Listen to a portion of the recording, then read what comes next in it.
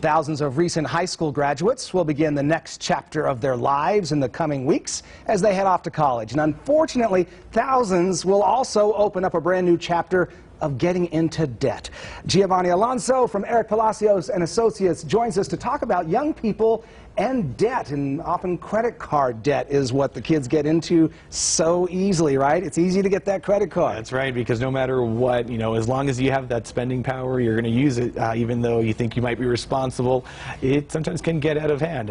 Knowing firsthand, as a college student myself, it's very easy to rack up that debt. So it's something to really watch out for. Should they consider it then, or should they just stay away? Well, you should consider whether you have the ability to pay for it, because even if it's $100, $200 debt, it can add up. If you stop paying on that debt, you're going to have interest rates, you're going to have penalty rates, and eventually it could get out of control where you are sending to collections over a measly bill that was only a couple of hundred that turns into thousands. Which, and it shoots your credit down before you even get out of the gates. Exactly, and good credit is really important to have, especially as a young person, because they're going to consider it for other loans, car loans, student loans, and even for certain employment.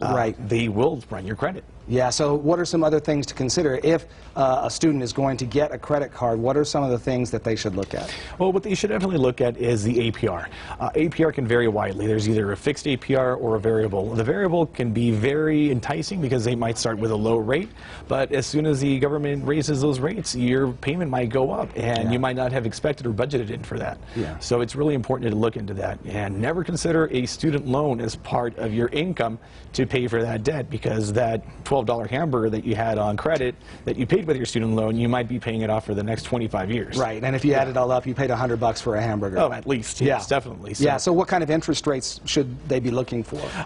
It depends on, if it's a first-time credit card borrower, you're going to be looking at a little bit higher interest rates. A lot of the times they're going to want you to have a cosigner, but my word of advice for anybody is never cosign for anything.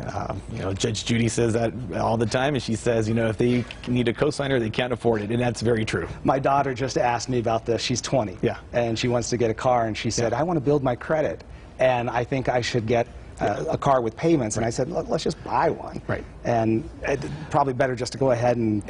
And that's true, because as a cosigner, you are essentially saying, I'm going to back you up. If you don't pay, I don't care what the reason is. If that person stops paying on that loan, you're 100% responsible. No matter if there's huge exorbitant fees, they're going to go after you because you're probably the one who has the money.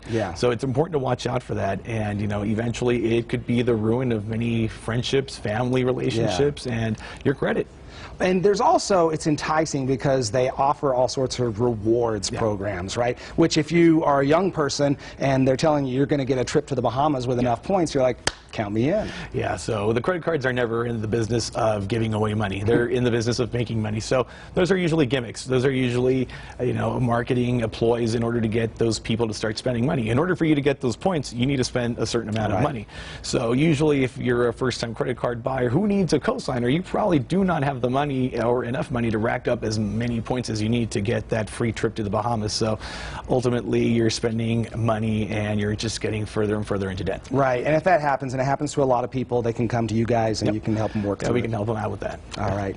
Always good to have you here, Giovanni. Really appreciate it. If you want more information, you can give Eric Palacios and Associates a call at 702-444-7777. You can also visit their website at ericpalacioslaw.com.